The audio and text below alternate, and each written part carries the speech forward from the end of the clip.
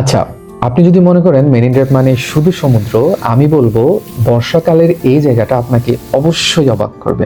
একপাশে বঙ্গোপসাগর, মাঝখানে মেরিন ড্রাইভ, আর ঠিক তার অন্য পাশে পাহাড়ের বুক চিরে নেমে আসে অসংখ্য ছোট বড় ঝর্ণা। বর্ষাকালে আপনি যখন মেরিন ড্রাইভ ধরে হাঁটবেন তখন পাহাড়ের দিকে তাকালে চোখে পড়বে এরকম অসংখ্য জলধারা।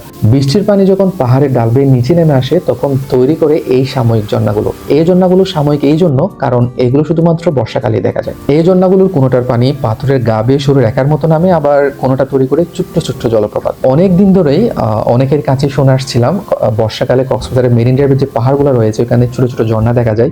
তো আজকে ফাইনালি বৃষ্টির মধ্যে বের হয়ে পড়েছিলাম এই ঝর্ণাগুলো দেখতে। সত্যি কথা যদি বলি, ক্যামেরায় যতটা সুন্দর দেখাচ্ছে এই ঝর্ণাগুলো, সামনে থেকে জায়গাগুলো তার থেকেও অনেক অনেক বেশি সুন্দর। চারপাশে ঘন সবুজ, মাথার উপর বৃষ্টি, সামনে পাহাড় থেকে নেমে আসা পানি, এই সবগুলো মিলিয়ে আপনার মনে হবে আপনি যেন শহর থেকে অনেক দূরে চলে এসেছেন অচেনা কোনো জায়গায়। অন্যান্য ঝর্ণাগুলোর চেয়ে এই ঝর্ণাগুলোর সৌন্দর্যটা আসলে একটু অন্যরকম, কারণ এই ঝর্ণাগুলো সারা বছর থাকে না। যখন ঝুম বৃষ্টি নামে তখন মনে হয় যেন পাহাড় জেগে উঠেছে, তারপর তৈরি করে এই ঝর্ণাগুলো। বৃষ্টি যখন থেমে যায় তখন এই ঝর্ণাগুলোর কয়েকটা আবার হারিয়েও যায়। তাই এই ক্ষণস্থায়ী ঝর্ণাগুলো আমার কাছে একটু বেশি স্পেশাল বলে মনে হয়। আর বর্ষাকালে আপনি যখন মেরিন ড্রাইভ ধরে হাঁটবেন, এখানে শুধুমাত্র যে একটা দুটো ঝর্ণা দেখবেন এরকম না।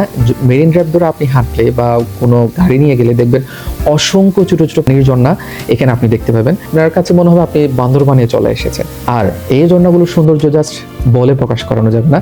তাই হয়তোবা এই সৌন্দর্যগুলা এতটা বেশি স্পেশাল। এক পাশে সমুদ্র, মাঝখানে মেরিন ড্রাইভ, আর অন্য পাশে পাহাড় এবং ঝর্ণা। প্রকৃতি এখানে যেন একই ফ্রেমে তার তিনটা রূপ সাজিয়ে রেখেছে। সত্যি কথা বলতে, এক পাশে সমুদ্র, মেরিন ড্রাইভ, পাহাড় এবং ঝর্ণা, এই কম্বিনেশন শুধুমাত্র মেরিন ড্রাইভ ছাড়া বাংলাদেশের অন্য কোথাও পাওয়া যায় বলে আমার কাছে মনে হয় না। তাই আমার কাছে এই সৌন্দর্যটা আরো বেশি স্পেশাল মনে হয়েছে। প্রকৃতির কিছু রূপ আসলে ছবি এবং ভিডিও দিয়ে প্রকাশ করা যায় না, কিছু সৌন্দর্য নিজের চোখে থেকে অনুভব করতে হয়। ঠিক ওই রকম এই সৌন্দর্য হচ্ছে আমাদের কক্সবাজারের মেরিন ড্রাইভ এবং মেরিন ড্রাইভ থেকে বর্ষাকালে তৈরি হওয়া এই জলপ্রপাতগুলো।